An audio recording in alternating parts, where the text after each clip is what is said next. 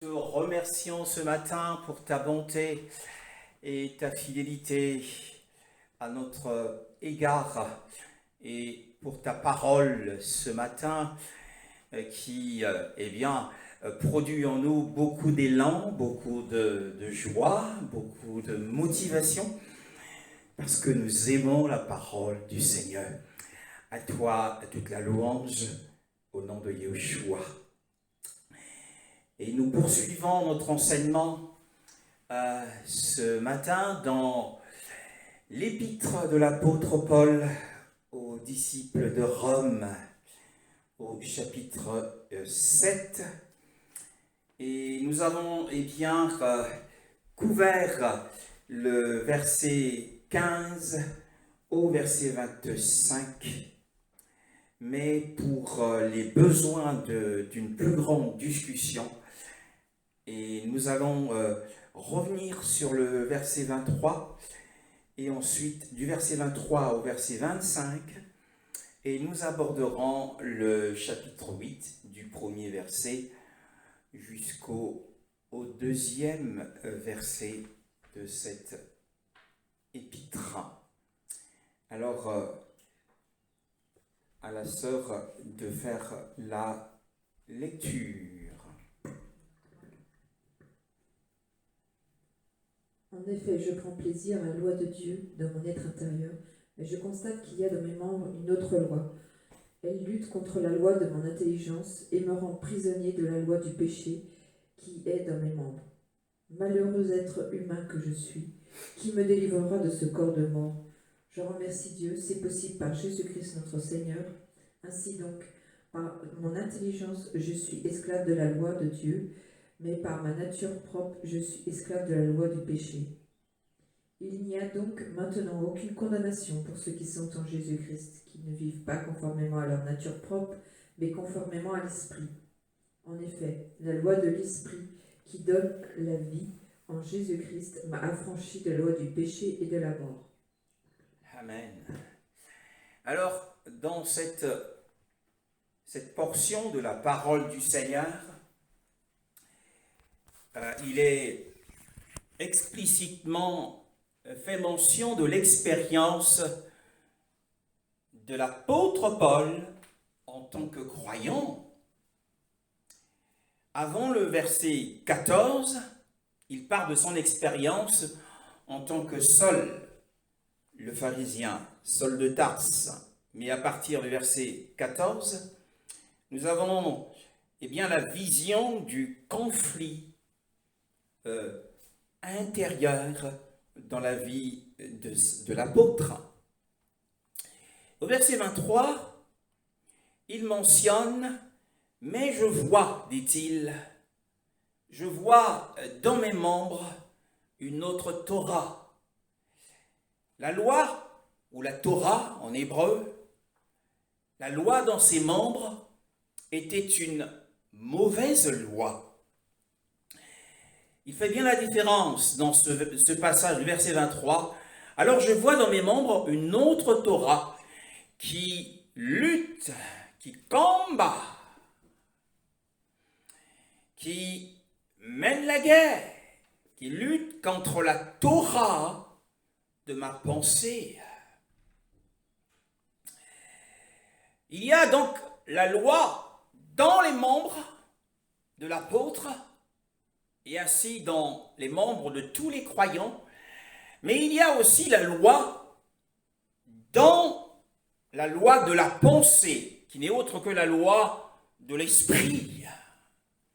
Qu'est-ce que cela signifie? Eh bien, cela signifie une disposition constante de l'esprit, la franche volonté de l'esprit, sans faille à vouloir servir Adonai, à vouloir servir Elohim, à vouloir servir Yeshua. Et lui-même, Yeshua a d'ailleurs dit, la chair ne sert de rien, l'esprit est bien disposé, mais la chair est faible. Le bien disposé ou la bonne disposition de l'esprit, c'est ce que l'apôtre appelle ici la loi de la pensée, la loi de l'esprit. C'est une disposition constante. Comme l'a dit le Seigneur, l'esprit est bien disposé. L'esprit est constamment bien disposé. Mais la chair, à cause de la loi, la mauvaise loi qui se trouve en elle, est dans une faiblesse extrême. Alors, ce passage nous révèle qu'il y a deux natures opposées qui entretiennent constamment deux courants opposés. En sorte que la barque de notre destinée, le bateau de notre vie, peut être emporté loin, hors de la ligne droite que nous avons visée. Il y a une ligne droite, la ligne droite de la parole.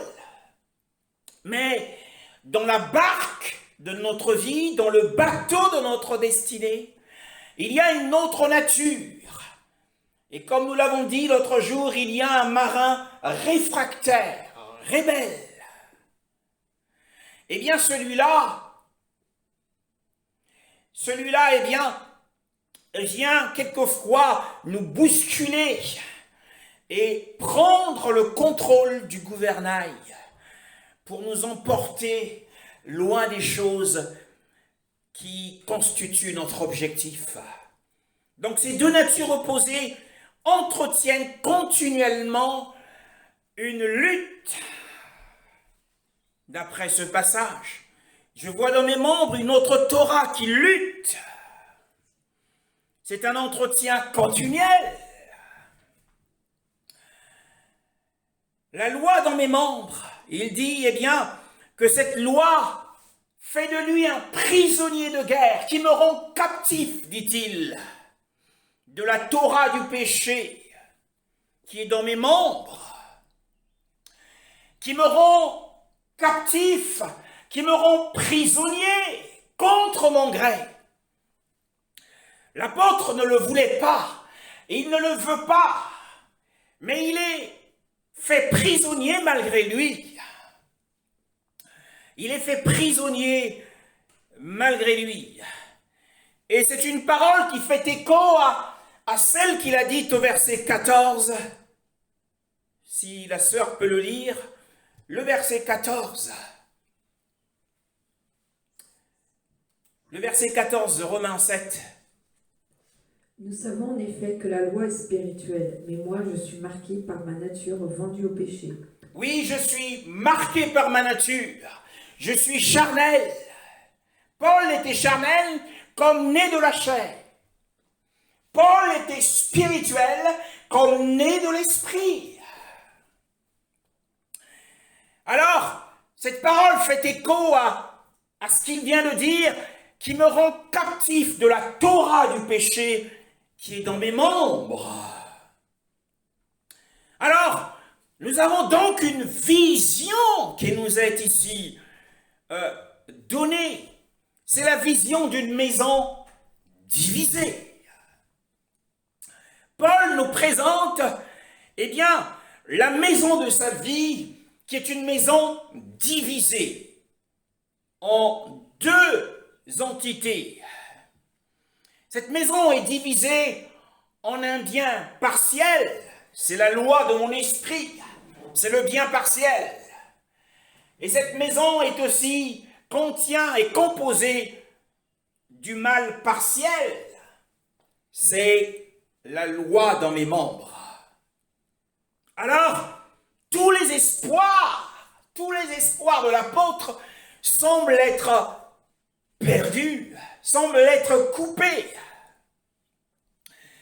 Ce qui implique, mais pourtant ces espoirs, quoique semblant disparaître à ses yeux, mais il y a une puissance, la puissance de la victoire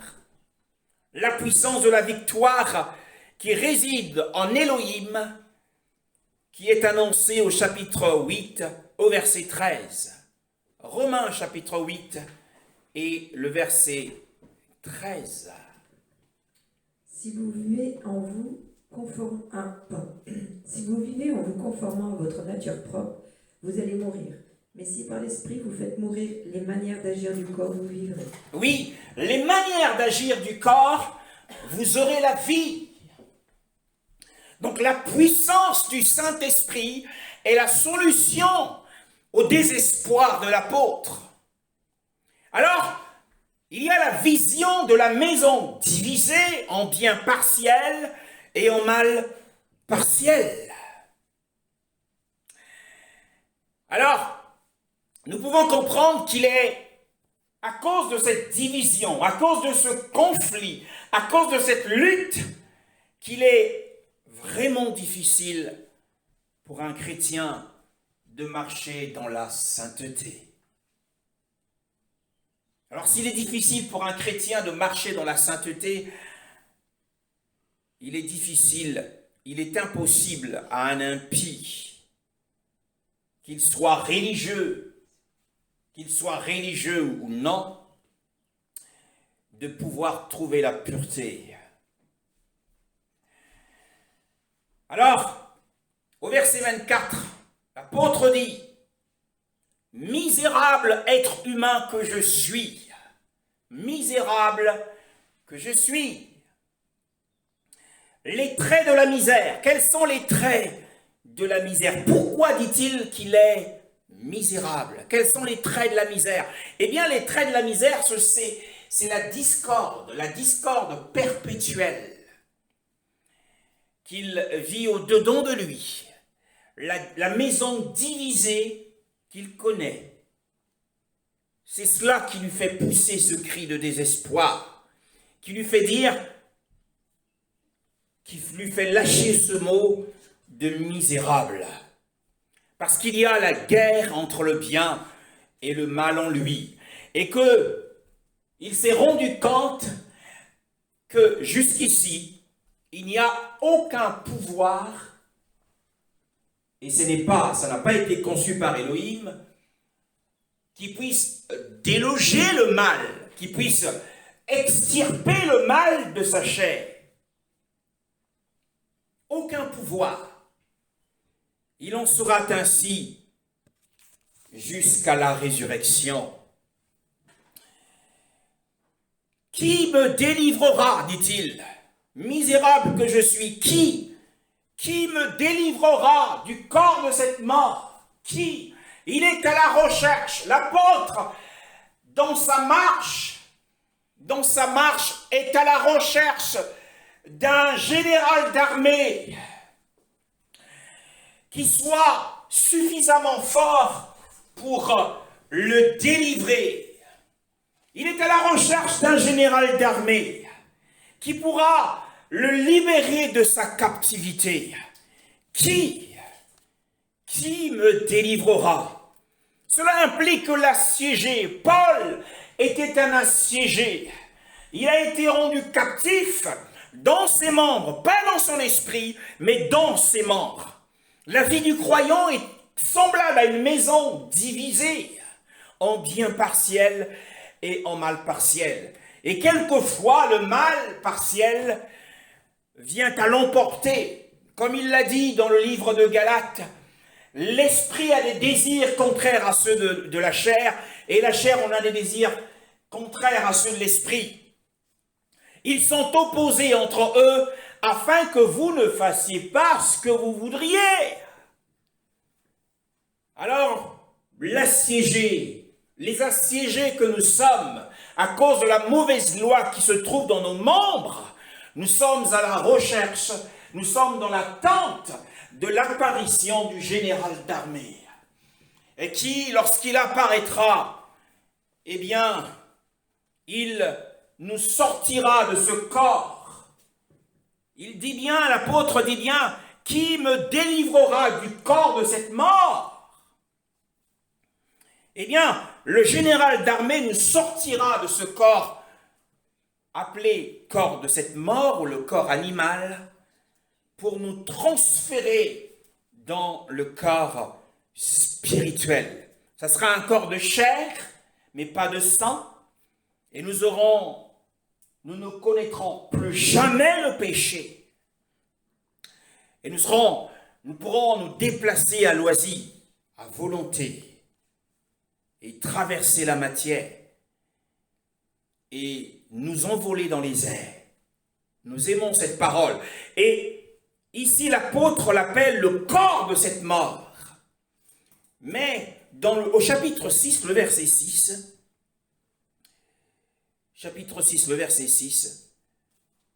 l'apôtre l'appelle autre chose.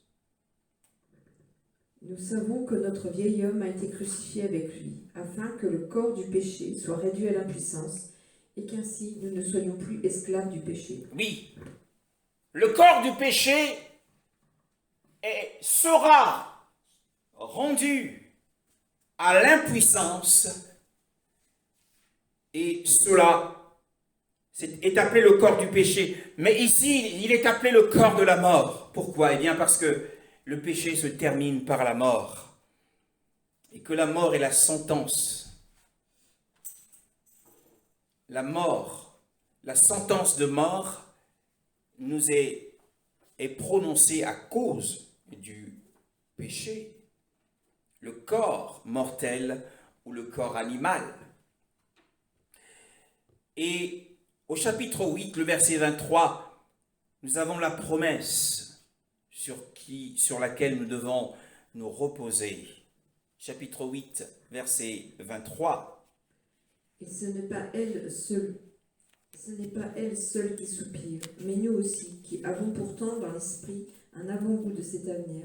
Nous soupirons en nous-mêmes en attendant l'adoption, la libération de notre corps. Oui, l'adoption, la libération de notre corps, la rédemption de notre corps. Le bras du Tout-Puissant, comme nous l'avons chanté tout à l'heure, sera révélé. Alors, les vivants seront transfigurés, et ceux qui sont dans le paradis, dans le sein d'Abraham, eh bien, par la puissance de l'esprit, eh bien, les particules de leur corps qui sont en dispersion seront réunies, et leur esprit rejoindra un corps nouveau, un corps incorruptible, et ils monteront premièrement. La Bible dit que les morts en Christ, les morts en Mashiach, ressusciteront premièrement, et ils monteront premièrement à la rencontre du Seigneur dans les airs. Attention à cette parole.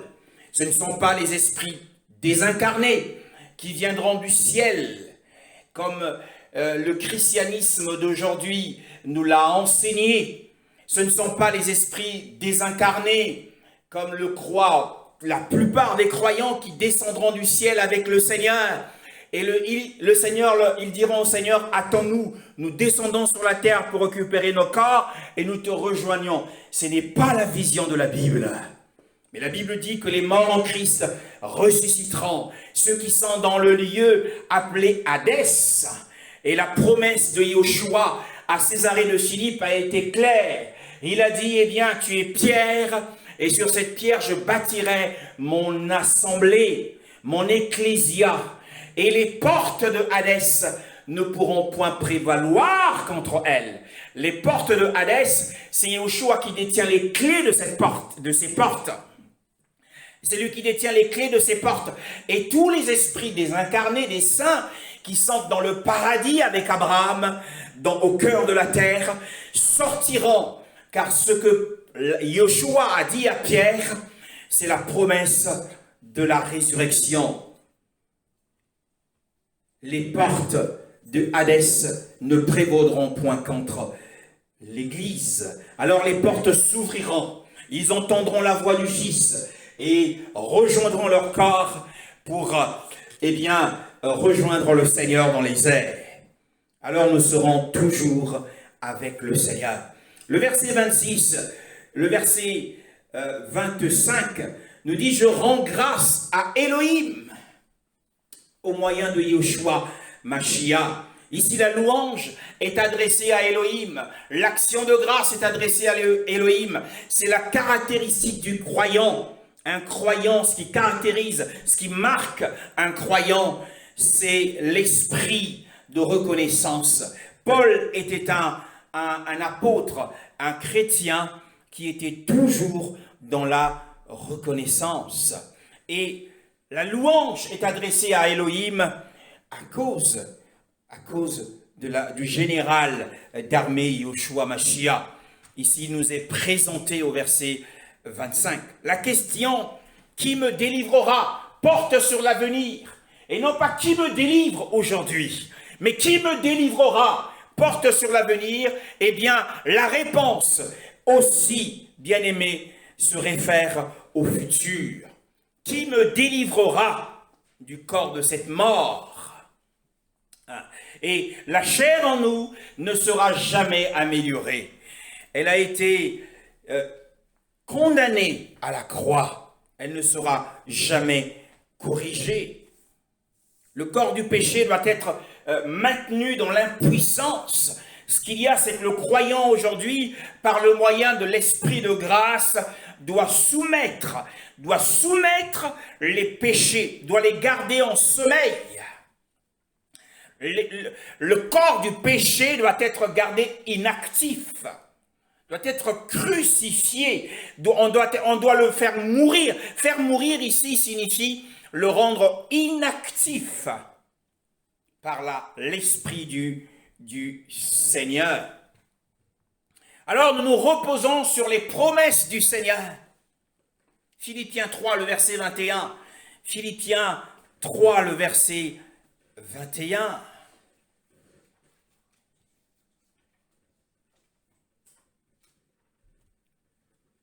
Philippiens 3, le verset 21.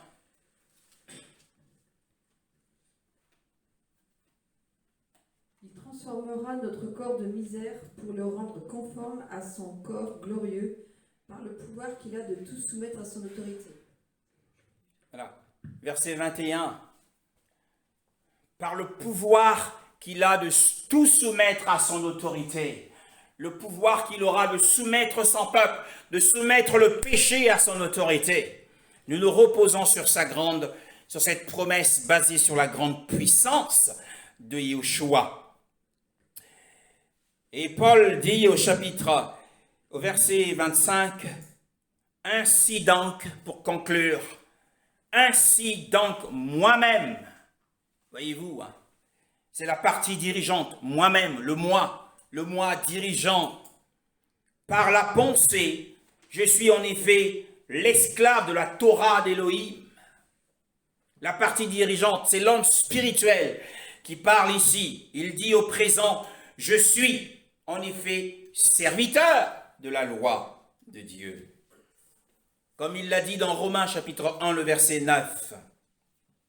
Romains chapitre 1, de verset 9. La partie dirigeante était cette partie de Paul qui servait Elohim.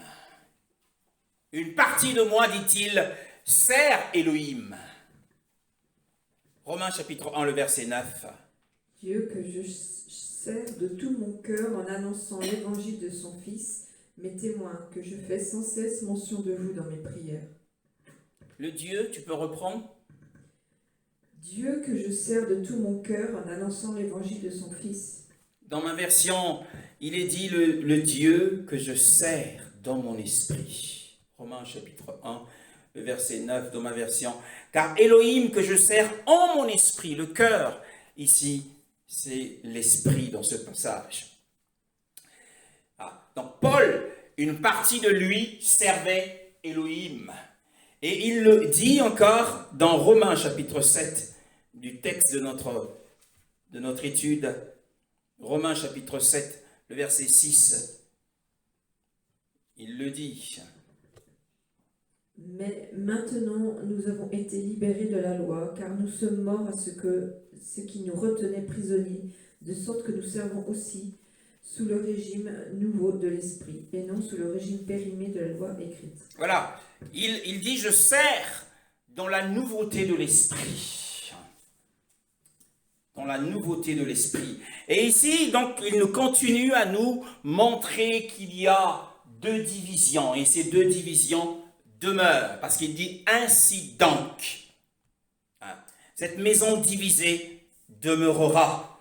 Ainsi donc moi-même, par la pensée. Paul continue à se diviser en deux. Par la pensée, je suis serviteur. Je suis serviteur d'Élohim, donc de mon esprit, par mon esprit, comme il l'a dit dans Romains 1, le verset 8, je sers Élohim. Mais par ma chair, dit-il, je suis donc esclave de la Torah du péché. Mais la grâce était tellement sur cet homme, comme nous l'avons dit, la grâce était tellement sur cet homme, son cœur était tellement avancé en grâce. Et nous pouvons le lire dans dans 1 Thessaloniciens chapitre 2, le verset 10. C'est un passage qui doit nous interpeller. C'est un passage qui nous interpelle. Chapitre 2, le verset 10. Vous en êtes témoins, et Dieu l'est aussi. Nous nous sommes comportés envers vous qui croyez d'une manière sainte, juste et irréprochable. Oui, Paul, en tant qu'homme d'action, comme nous l'avons dit dans le précédent message, était un homme saint.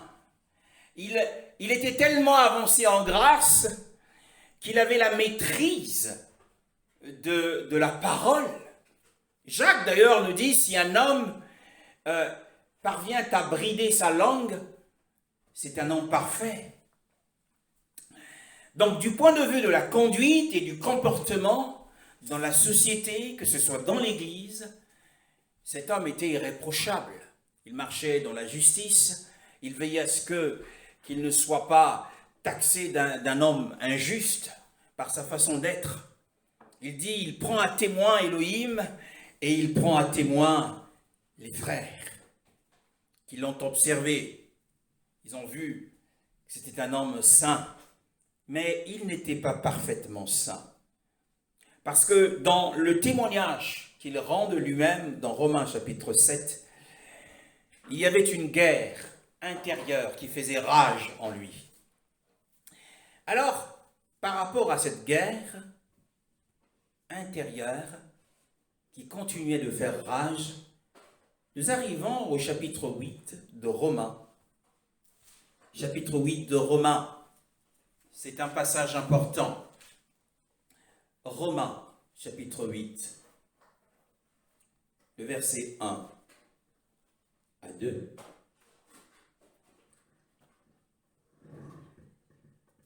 Il n'y a donc maintenant aucune condamnation pour ceux qui sont en Jésus-Christ, qui ne vivent pas conformément à leur nature propre, mais conformément à l'Esprit. En effet, la loi de l'Esprit qui donne la vie en Jésus-Christ m'a libéré de la loi du péché et de la mort.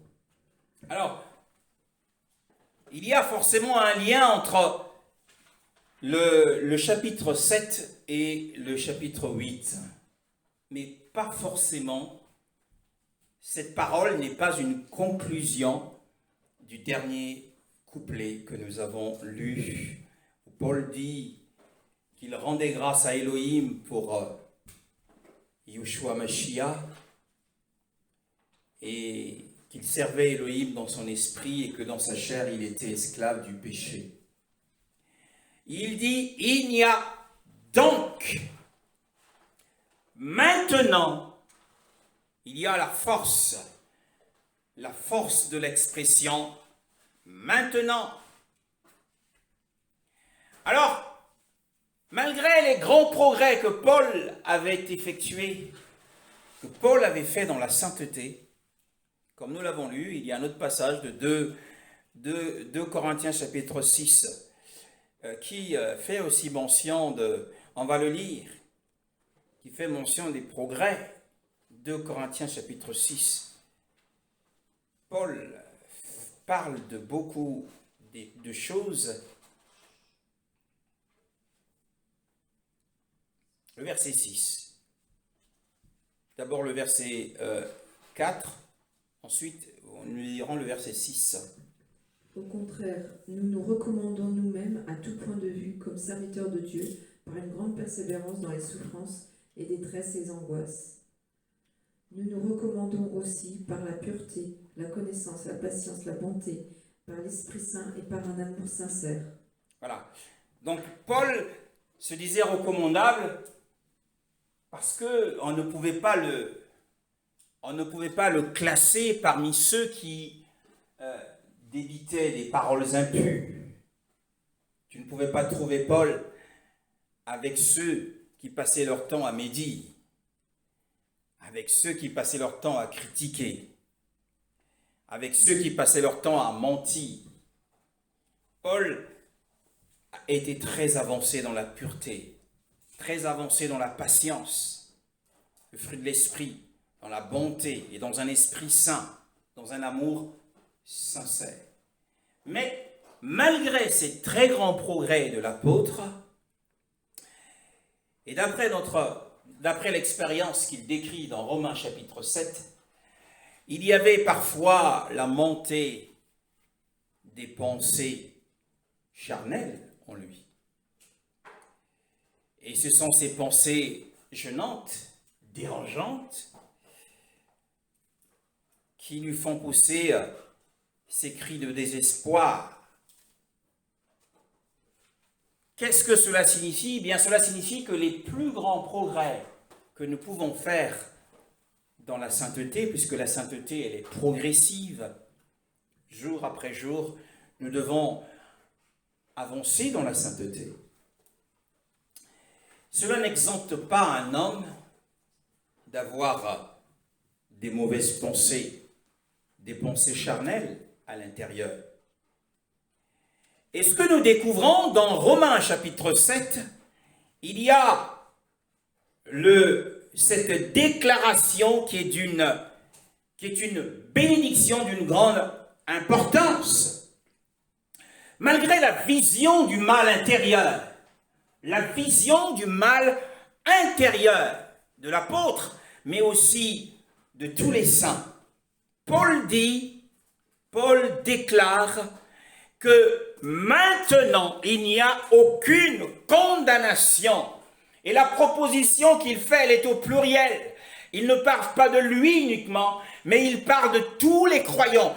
Pour ceux qui sont en Mashiach Yeshua, ceux qui sont en lui, qui marchent non selon la chair, mais selon l'esprit. Nous allons expliquer ce passage qui a été mal compris.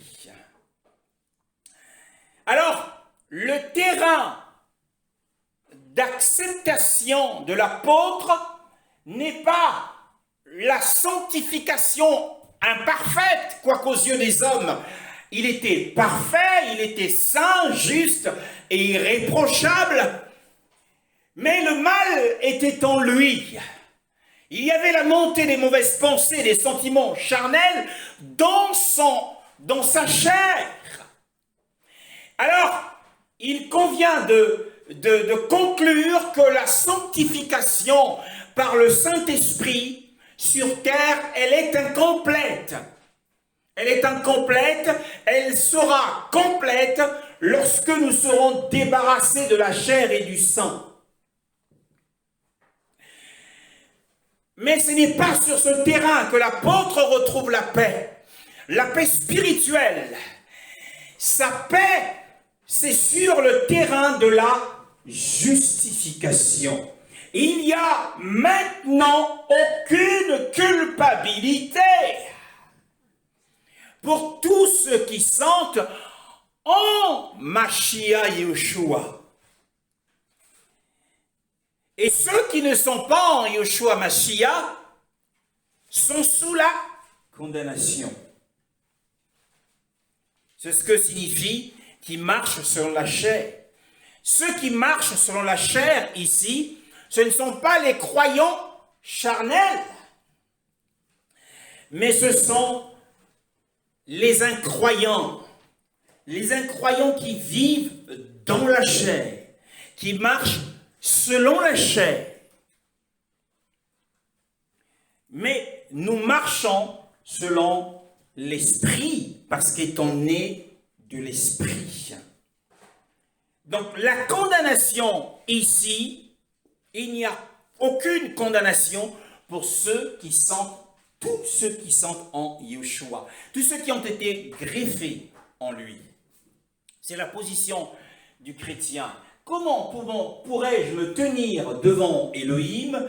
Comment pourrais-je me tenir devant le trône d'Elohim lorsque je me rends compte que le mal monte dans mon cœur?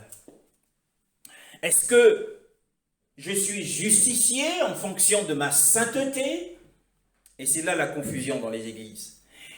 Les gens pensent que lorsque nous perdons notre sanctification, alors nous perdons aussi notre justification. D'ailleurs, est-ce que je perds ma justification parce qu'il y a du levain dans ma maison? Non. Nous avons vu dans Exode chapitre 12, lorsque Yahweh a donné ses instructions à Moshe, lui disant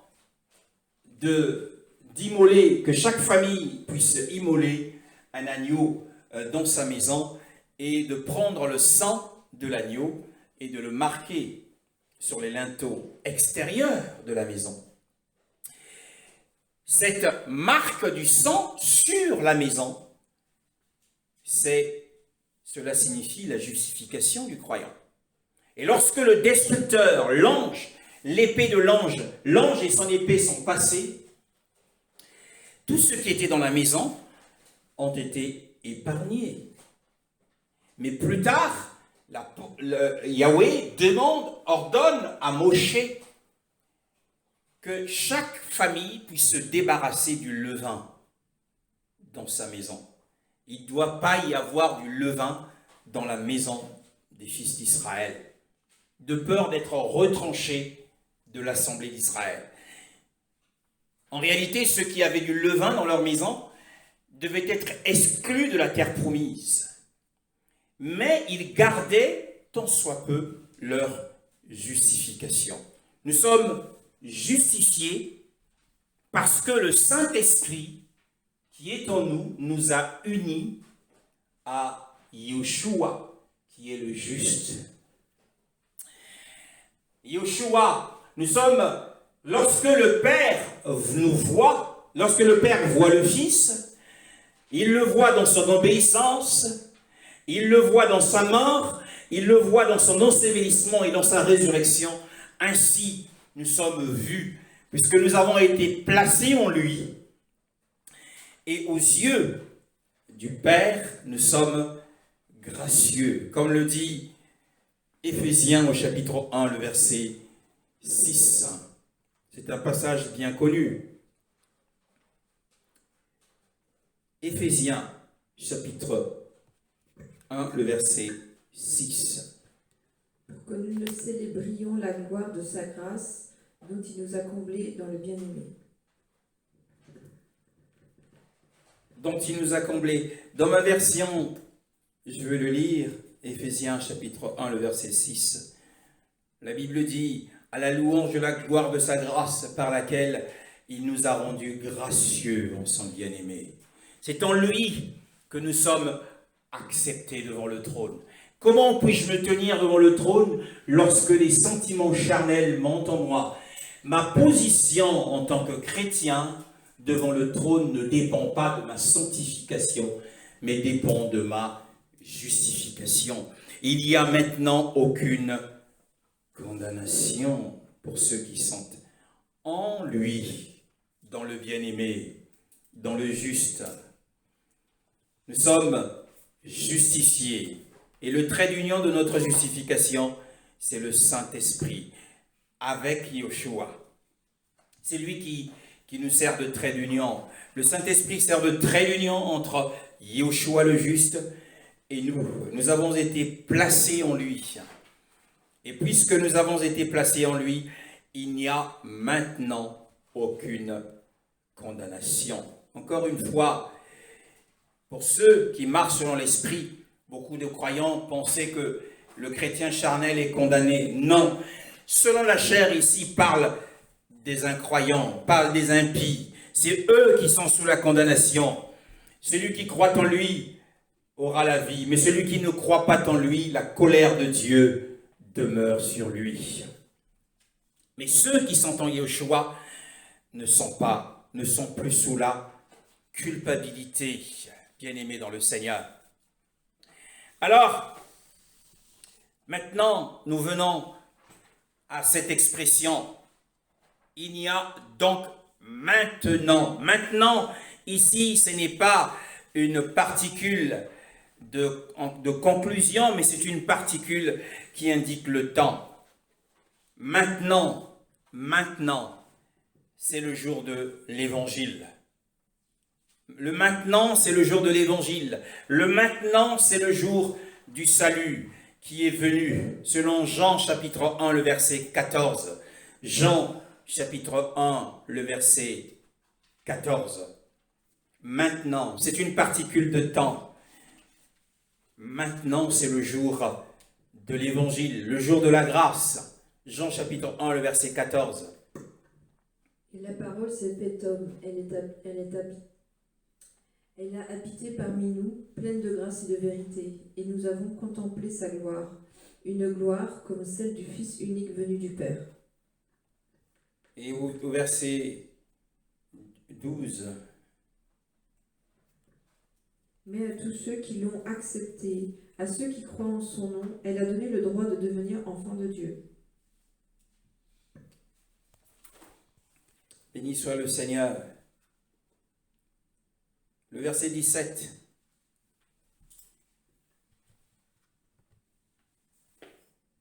En effet, la loi a été donnée à travers Moïse, mais la grâce et la vérité sont venues à travers Jésus-Christ. La Torah a été donnée par le moyen de Moshe. La grâce et la vérité, le jour de grâce, le jour de l'Évangile, le jour de la vérité est venu par le moyen de Yeshua Mashiach. C'est ce que signifie le maintenant de Romains chapitre 8. Maintenant, c'est le jour du salut, comme dans 2 Corinthiens chapitre 6, le verset 2. 2 Corinthiens chapitre 6, le verset 2.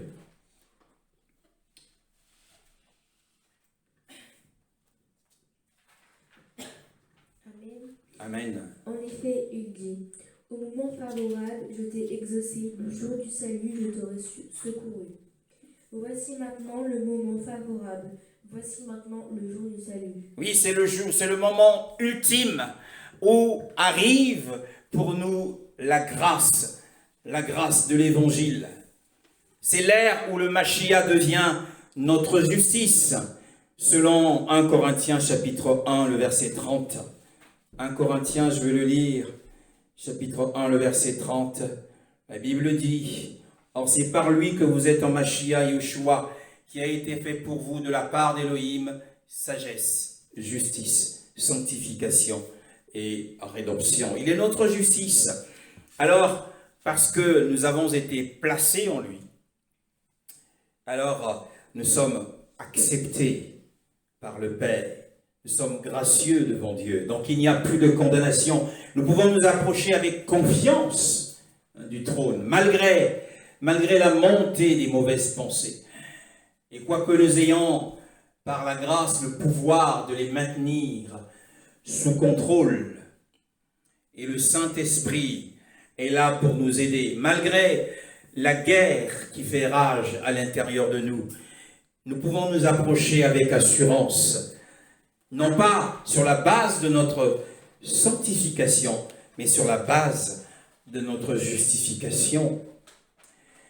Nous voyons, nous sommes non pas justifiés par notre sainteté imparfaite, mais par l'œuvre extérieure du Mashiach,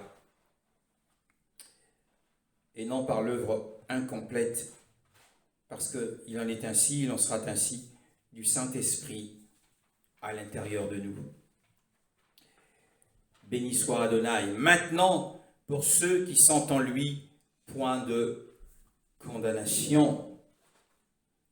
C'est ici la sagesse d'Élohim.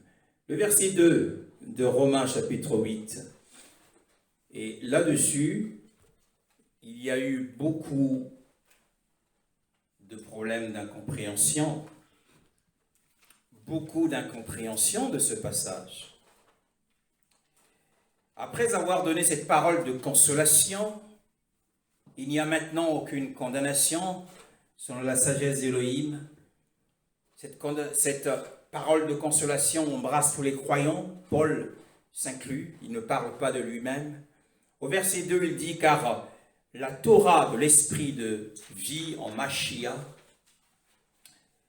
Yeshua m'a rendu libre de la Torah du péché et de la mort. » Il y a une difficulté de compréhension.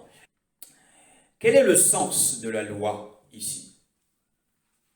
Quel est le sens de la loi dans ce passage? La loi du péché et de la mort. Il y a un sens général. C'est que l'évangile du Mashiach m'a affranchi de la loi de Moshe. Au verset 23 du chapitre 7, la Bible dit « Moi je vois dans mes membres une autre Torah qui lutte contre la Torah de ma pensée et qui me rend captif de la Torah du péché qui est dans mes membres. » Alors, autrefois nous avions pensé que ce verset 23 trouvait sa réponse au verset 2 de Romains 8. Mais en fait, le conflit que énonce l'apôtre dans Romains chapitre 7, le verset 23, a pour résultat un sentiment de faiblesse, un sentiment de captivité et un cri de désespoir. Qui me délivrera du corps de cette mort? Donc il y a au verset 23 la loi dans mes membres, et il y a la loi dans mes membres qui est la loi du péché, mais aussi la loi de la pensée. Donc nous avions pensé, nous avions déclaré, nous avions enseigné à tort que la loi de la pensée, c'était la loi de l'esprit de vie qui nous délivre de la loi du péché qui est dans mes membres. Nous avons prêché cela, nous avons enseigné cela, et que le Seigneur ne nous en tienne pas rigueur.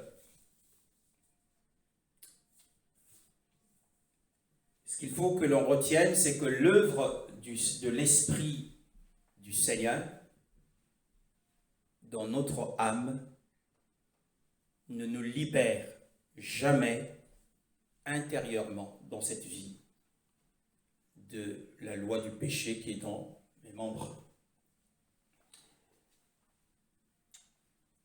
L'œuvre de l'Esprit en nous fait mourir, c'est-à-dire rend inactif. Cette œuvre, le Saint-Esprit, la puissance du Saint-Esprit rend inactif le péché qui est dans mes membres. Mais il ne nous libère pas. L'œuvre du Saint-Esprit en nous ne déloge pas le péché dans notre chair. Sinon, la Bible ne dirait pas « il n'y a pas d'homme qui ne pêche jamais ».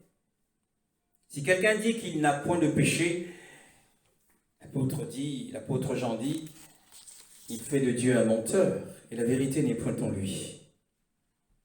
Mais l'œuvre de l'Esprit en nous arrive à rendre inopérante la loi du péché qui est dans notre chair. Donc, le verset 8, la loi du péché et de la mort dont nous sommes libérés, en plus c'est au passé, ce n'est pas au présent. Paul dit, m'a libéré, m'a affranchi, ne concerne pas la loi, la mauvaise loi qui est dans mes membres.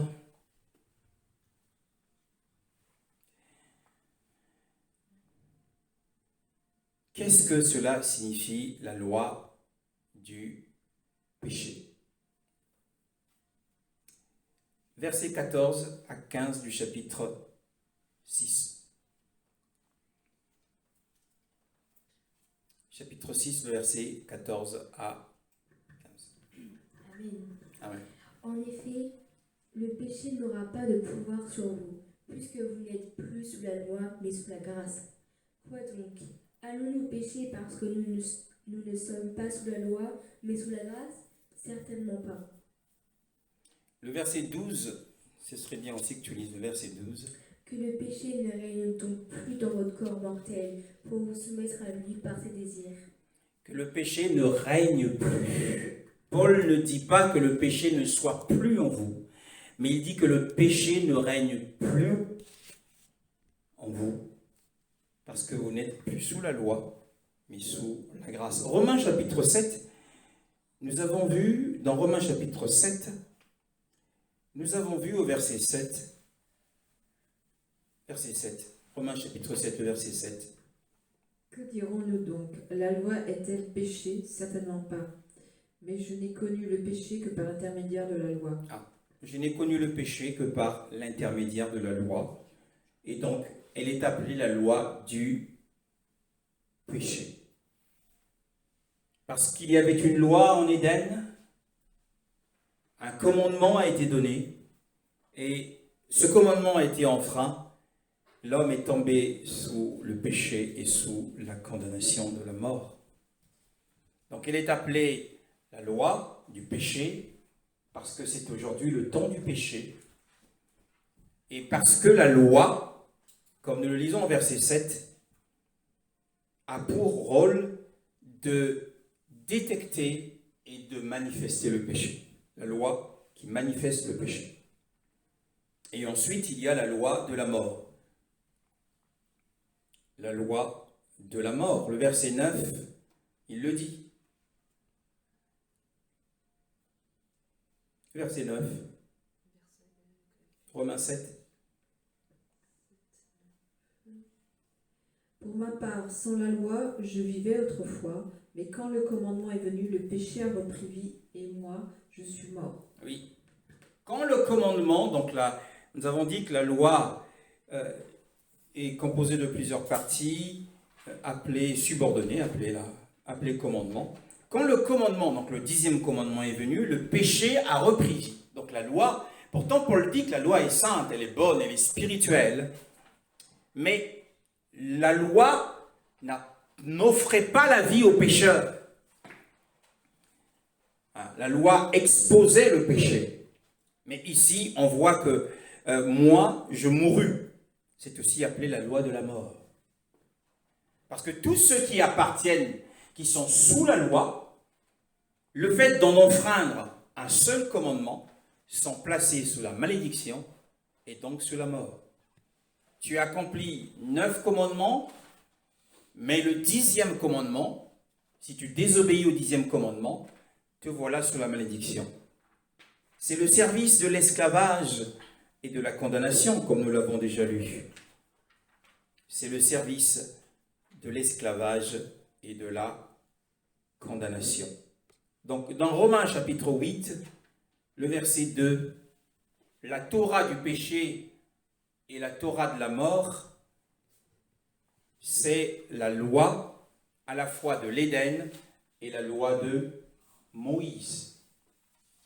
Nous n'avons pas été libérés de la loi du péché qui se trouve dans nos membres. Encore une fois, la loi du péché qui est dans nos membres doit être gardée sous contrôle par l'esprit de puissance et de grâce. Que le péché ne règne point en vous. Et non pas que le péché ne soit pas en vous. Parce que Paul était conscient que le péché est toujours dans notre chair. Et d'ailleurs, le verset 3 de Romains 8, car ce qui est impossible à la Torah, donc ce qu'il a appelé au verset 2, la Torah du péché et de la mort, au verset 3, il l'appelle la loi. Parce qu'elle était faible à cause de la chair. Elohim, en envoyant son propre fils dans une chair semblable à celle du péché, et au sujet du péché, a condamné le péché dans la chair, afin que l'ordonnance de la Torah soit accomplie en nous, qui ne marchons pas selon la chair, mais selon l'esprit. Ceux qui marchent selon la chair, ce sont, nous avons dit, les incroyants. Donc, au verset 3 et au verset 4, Paul explique que la Torah du péché et de la mort, c'est la loi de Moïse ou la loi de l'Éden, dont nous avons été affranchis parce qu'étant placés en Yeshua, nous sommes passés par les eaux du baptême, nous avons été libérés de l'ancien mari. Nous avons été libérés de l'ancien mari et c'est au passé, ce n'est pas au présent. M'a affranchi. Non pas m'affranchi, mais m'a affranchi. C'est un fait passé. Car la Torah de l'esprit de vie, nous allons maintenant expliquer ce que c'est que la loi de l'esprit de vie en Yeshua Mashiach. Alors, en Yeshua Mashiach, c'est la position du croyant. En lui, nous sommes dans la justification, nous sommes justifiés. C'est sur cette base que le Saint-Esprit commence son œuvre. Le Saint-Esprit ne commence son œuvre que à l'intérieur de nous, sur la base de notre position en Yeshua Mashiach. Et l'esprit de vie, bien sûr, c'est le Saint-Esprit. C'est le Saint-Esprit qui apporte la vie. Bien-aimé dans le Seigneur, il apporte la vie, il apporte la liberté, comme le dit 2 Corinthiens chapitre 3, le verset 8 à 9. 8 à 9 et 2 Corinthiens chapitre verset 17. 2 Corinthiens chapitre 3, le verset 8 à 9, nous parle du service de l'esclavage et de la condamnation. 2 Corinthiens chapitre 3, le verset 8 à 9, et 2 Corinthiens chapitre 3, le verset 17, nous parle de la liberté que nous apporte le Saint-Esprit.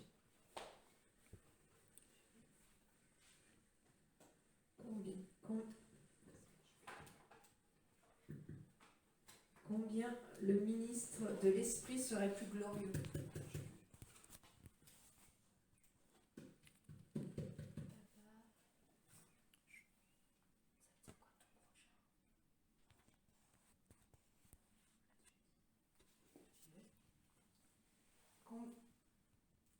Combien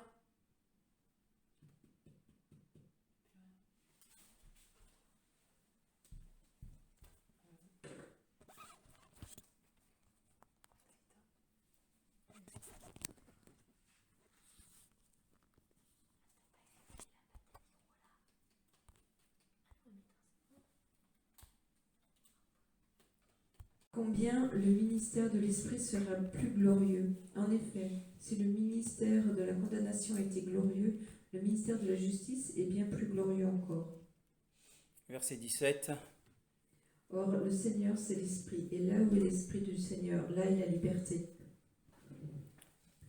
Alors nous voyons que le Saint-Esprit apporte la vie, la liberté, tandis que la loi apporte la mort.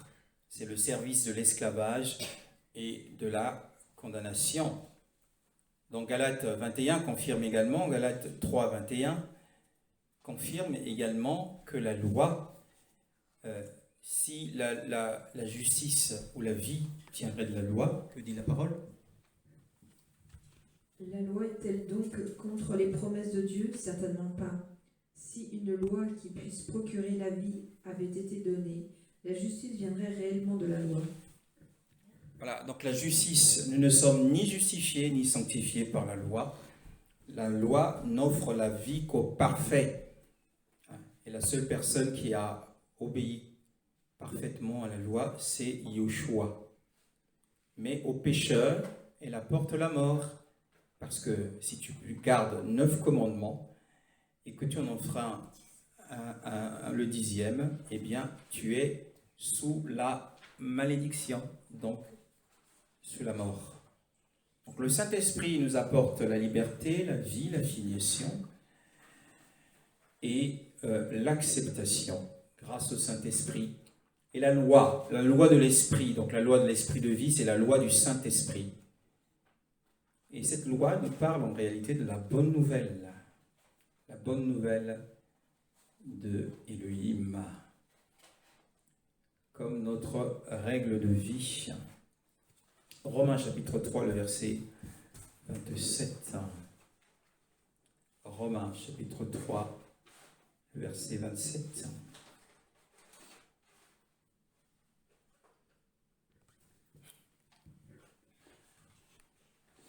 Où est donc la raison de se montrer fier? Elle a été exclue. Par quelle loi? Par celle des œuvres? Non. par la loi de la foi. Donc la loi de l'esprit de vie est aussi appelée la loi de la foi. La loi de la foi. Et dans 1 Jean chapitre 3, le verset 23. 1 Jean chapitre 3, le verset 23. Que dit la parole?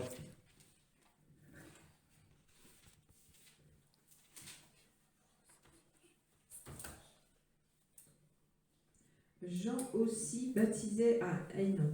1 Jean chapitre 3, le verset 23. 1 Jean chapitre 3, le verset 23. Et voici quel est son commandement. C'est que nous croyons au nom de son Fils Jésus-Christ et que nous nous aimions les uns les autres comme il nous l'a ordonné. Alors, qu'est-ce qu'une loi? Une loi, c'est une règle de vie. Et la nouvelle règle de vie, c'est celle que Yahushua nous a apportée. Et c'est aussi ce que le Saint-Esprit a inspiré aux apôtres. Ce sont les écrits des apôtres et des prophètes. Donc nous voyons que la loi de la foi, ici, ce sont les paroles de Yahushua, notamment du sermon sur la montagne, et les paroles, les commandements donnés. Et le commandement parfait, c'est d'aimer Elohim et de s'aimer les uns les autres. Et Yahushua a commencé son ministère avec l'Esprit sans mesure sur lui, et le Fils et l'Esprit ont conjointement donné des commandements par lesquels les chrétiens doivent vivre, Matthieu chapitre 17, le verset 5. Matthieu chapitre 17, le verset 5. Et là, nous voyons l'accréditation du Père. Comme il parlait encore, une nuée lumineuse les couvrit. De la nuée, une voix fit entendre ces paroles. Celui-ci est mon Fils bien-aimé, qui a toute mon approbation. Écoutez-le. Voilà, le Père accrédite les paroles du Fils. Écoutez-le. Écouter signifie entendre, obéir. Et donc nous devons lui obéir dans tout ce qu'il nous a dit, notamment le sermon sur la montagne et toutes les épîtres des apôtres par son esprit. Donc le Père a accrédité les commandements du Fils. C'est selon cette règle de vie que l'Esprit de Dieu sanctifie le croyant. Dans Galates chapitre 6, je vais le lire, Galates chapitre 6, le verset 2, la Bible dit « Portez les fardeaux les uns des autres et vous accomplirez ainsi la Torah du Mashiach » ou la loi du Mashiach, la loi du Christ. Voyez-vous, la loi du Christ, c'est la nouvelle loi d'Élohim pour les croyants dans l'ère de la grâce, sous la grâce. En tant que fils d'Élohim, nous avons une loi, et c'est la loi du Mashiach. C'est la règle de vie, ce sont les paroles du Mashiach, et par le Saint-Esprit, ce sont les écrits des apôtres.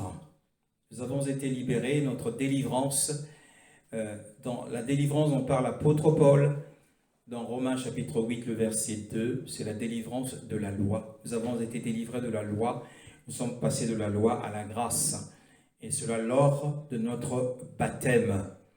Nous sommes morts au vieux mari, nous sommes morts à la loi de l'Éden. Il y a ces deux lois, la loi de Moïse et la loi de l'Éden. Et c'est une délivrance qui s'est effectuée en un instant. Elle est parfaite. Tandis que la sainteté intérieure, dans la vie du croyant, elle est progressive. Et ça ne sera pas un terrain, ce n'est pas un lieu de repos, puisque c'est des conflits continuels. La maison sera toujours divisée jusqu'à la résurrection, jusqu'à l'enlèvement des saints. Donc, pour une meilleure compréhension de ce passage, c'est que Romains chapitre 8, le verset 2 ne parle pas de la Torah du péché qui est dans mes membres. Nous avons prêché cela avec force, mais ce n'était pas une parole conforme aux Écritures.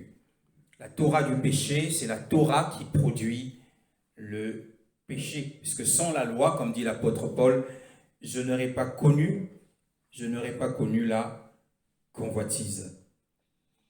Et lorsque le commandement vint, il dit au verset 8, mais au verset 7, que dirons-nous donc? La Torah est-elle péché? Que cela n'arrive jamais, mais je n'ai connu le péché que par le moyen de la Torah. Alors, nous pouvons l'appeler la Torah du péché. Au verset 8 et au verset 9, mais autrefois sans Torah je vivais, mais le commandement étant venu, le péché a repris vie, et moi je mourus. Et le terrain de notre paix spirituelle, c'est notre justification. Il n'y a point de condamnation. Donc nous pouvons nous approcher d'Élohim avec assurance parce que nous sommes dans le juste. Tous ceux qui ont été immergés à travers les eaux du baptême sont en lui. Il est le juste et l'obéissance du Fils, son obéissance parfaite, sa mort et sa résurrection, eh bien, c'est aussi notre obéissance, notre mort et notre résurrection. Et devant Dieu, devant le trône, nous pouvons nous tenir avec confiance et assurance. C'est notre seul terrain de paix. Mais concernant la sanctification, bien-aimée dans le Seigneur, elle ne sera qu'imparfaite. Mais nous pouvons faire des très grands progrès dans la grâce. Nous pouvons vivre sans médire. Nous pouvons vivre sans critiquer, nous pouvons vivre sans mentir, nous pouvons vivre sans commettre l'adultère, nous pouvons vivre sans manifester de la colère, sans être dans des querelles, dans des divisions. Nous pouvons vivre tout cela. Ce sont des progrès. Nous pouvons vivre dans la patience, nous pouvons être des hommes doux et patients, pleins d'humilité. Mais intérieurement, il nous sera difficile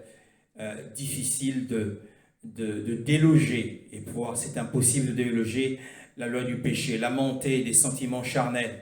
Et c'est ce que avait fait l'apôtre. Il ne permettait pas, il n'autorisait pas qu'il y ait une explosion en action et en fruit de ce qui se passait en lui. Et il parvenait à maîtriser par la grâce, par l'Esprit de Dieu. Et il était continuellement dans la repentance, Et il haïssait le mal, il haïssait le péché. Il vivait dans la crainte du Seigneur. Bien-aimés, faisons attention. Il y a un ennemi en nous, c'est notre chair.